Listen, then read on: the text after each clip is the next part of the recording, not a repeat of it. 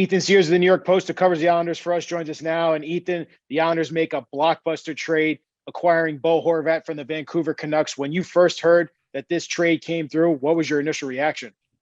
Well, Ryan, first of all, thanks so much for having me. And just initially, first looking at it, this is the kind of trade that they needed to make. We've been saying for a while now how much this team has struggled to score. Well, Bo Horvat has already got 31 goals. He's got 11 of them on the power play. The Islanders 3 for their last 64 on the power play, so they really needed help there.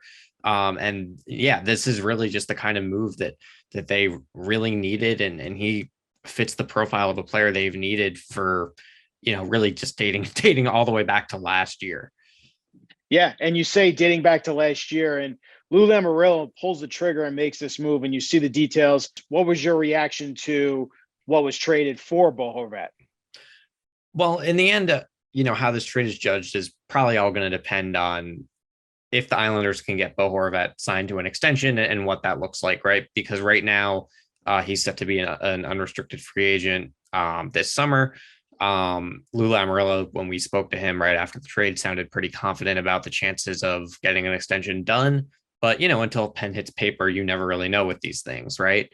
But that said, if they can extend Horvat, if they can keep him on Long Island, then I think that this is, going to look like a pretty solid trade for them. Aatu Raty is a very good prospect. He'll be an NHL player, and a first round pick isn't nothing. Neither is Anthony Beauvillier. He's a solid player, even if the scoring wasn't necessarily there. But at the same time, you're getting really a superstar caliber scorer in Bo Horvat, and again, someone who can play alongside Matthew Barzal, fill that role that the organization has needed someone in for a long time. Can help you make a playoff push this season, and if they can get him re-signed, then can really help you down the line. He's only 27 years old. He still has a few years of his prime left. So that's just the kind of price you need to pay for a guy like this. Lou Lamoriello spoke last week a little bit about, before this trade deadline coming up, about how he's not going to be forced or pressured into making a move. And, he is a well-calculated guy. We've always known Lou Lamoriello doesn't really reveal much when he does speak to the media. What do you get a sense of? Do you feel like the pressure was mounting on him to get a player like Bo Horvat? I think not so much in the external sense, because I don't think he's the kind of person who really responds to that. But I do think when, it doesn't take a genius to look at the position that this team was in January and see that they needed something to change sooner rather than later. They're in 10th place in the Eastern Conference right now. They're only a few points out of a playoff spot, but they played really poorly for most of the month. Most of that had to do with that they couldn't score and couldn't score on the power play. And I don't know that they can necessarily afford to wait around and see what this looked like on March 1st or March 2nd before making a move. And, if this was available to Lou and it was, then it made sense to pull the trigger on it sooner rather than later.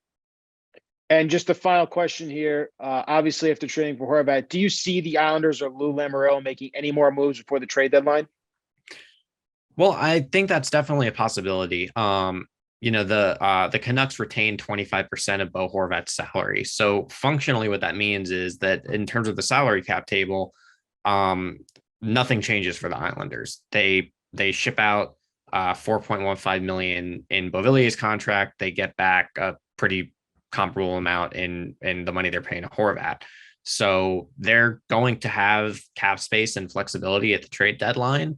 There will be other players available, obviously, as there always is, and the Islanders still have some assets. It's going to just kind of depend on what comes to them. I don't think that they're going to necessarily force anything.